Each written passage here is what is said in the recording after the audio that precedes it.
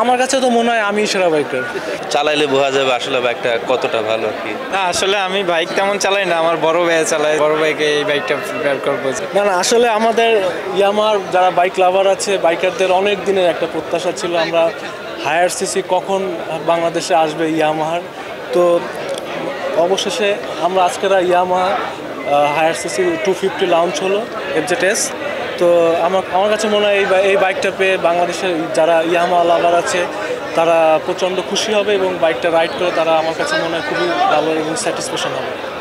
Bike নিয়ে আপনার কোনো স্মৃতি আছে যেটা এখনো কারোর সাথে শেয়ার করে দিবেন আমাদের ক্যামেরার সামনে থেকে? না আমি ছোটোবেলা থেকেই বাইক চালাই এবং আমি যখনই আমার নিজের ইনকামের টাকা থেকে আমি যখন বাইক কিনেছিলাম তখন আমি ইয়ামাহার বাইকটাই কিনেছিলাম। এখনো আছে? হ্যাঁ, না ওই বাইকটা নাই, ওই বাইকটা আমি সেল করে দিয়েছি। তো সেল করে আবার ইয়ামাহা R15 নিয়েছিলাম আর কি। মানে R15 অনেকগুলো ভার্সন থাকে, তো ভার্সন চেঞ্জ হয়েছে আর কি, বাট আমি ইয়ামাহার সাথেই ছিলাম। এই অনুষ্ঠানে কি সাকিব আল হাসানের থাকার কথা ছিলেন? সাকিব আল হাসান তো আমাদের ব্র্যান্ড অ্যাম্বাসাডার ছিলেন, কিন্তু এটা আমি জানি না সাকিব ভাই এখন আছেন কি না ব্র্যান্ড অ্যাম্বাসাডার, বাট এটা আমি বলতে পারবো না। ন্যাশনাল টিমের সাবেক এবং বর্তমান ক্রিকেটারদের মধ্যে আপনার চোখে সেরা বাইকারকে? এটা তো কঠিন প্রশ্ন, কারণ বাইক বাংলাদেশ টিমে অনেকেই বাইক চালায়। আলামিনও বাইক চালায় ছোটোবেলা থেকেই, মাশরাফি ভাইও বাইক চালায়, হাসান মাহমুদও বাইক চালায়, প্রচণ্ড বাইক লাভার। তারপর হচ্ছে শরীফুল চালায়, অনেক প্লেয়ারই বাইক চালায়, সবাই বাইক পছন্দ করে। তো আমার কাছে মনে হয় ন্যাশনাল টিমের ম্যাক্সিমাম প্লেয়ারই বাইক পছন্দ করে। বাইক মানে সেরা বাইকারকে আপনার চোখে? আমার কাছে তো মনে হয় আমি সেরা বাইকার। নতুন এই বাইক নিয়ে রুবেল হোসেনকে কবে রাস্তায় দেখবো? নতুন এই বাইকটা যখনই আমি তো যেহেতু ইয়ামাহার ডিলার, তো অবশ্যই আমাদের কাছে যখন আসবে তখন আমি এই বাইকটা ইনশাল্লাহ রাস্তায় চালাবো।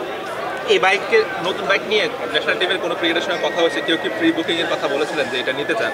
না, এটা আজকে থেকেই প্রি বুকিং শুরু হবে, মানে আজকে থেকে প্রি বুকিং শুরু হবে, আগামীকাল থেকে আর কি। তো অবশ্যই অনেকেই এক্সাইটেড ছিল যে তারাও বাইকের যে হায়ার সিসি কবে আসবে। তো ইনশাল্লাহ যে এই বাইকটা তারা দেখবে আর কি। অলরেডি আলামিন দেখছে, তো জয় আছে এখানে, তো অবশ্যই ন্যাশনাল টিমের প্লেয়াররা এই বাইকগুলো পছন্দ করবে। এবং আপনার কি বাইকটা পছন্দ হয়েছে?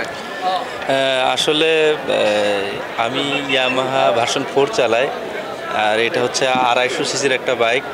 আউটলুকিং খুব গর্জিয়াস, চালাইলে বোঝা যাবে আসলে বাইকটা কতটা ভালো আর কি। নিতে চান কিনা এটা? হ্যাঁ, অফকোর্স নিতে চাই।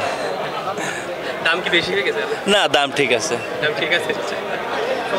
ভাই আপনি তো আপনাকে দেখে আসলে বাইকারদের যে একটা ভাব, সেই ভাবটা আপনার মধ্যে নাই। আপনি বাইক কতটা পছন্দ করেন? না আসলে আমি বাইক তেমন চালাই না, আমার বড় ভাই চালায়। সো আমি বলবো আমার বড় ভাইকে এই বাইকটা প্রিপেয়ার করবো, যে যদি উনি নেয় ইয়ামাহা থেকে, রুবেল ভাই শোরুম থেকে নেয়, তো খুব ভালো হবে। আজকে এখানে কেন আসা? আসলে রুবেল ভাই আমাকে বেশ কয়েকদিন আগে থেকে আমাকে নক করছে যে আমাদের ইয়ামাহার একটা প্রোগ্রাম আছে, তুই এখানে থাকিস। সো আমি বড় ভাইয়ের আবদার রাখার চেষ্টা করছি, আজকে চলে আসছি। কেমন উপভোগ করলেন?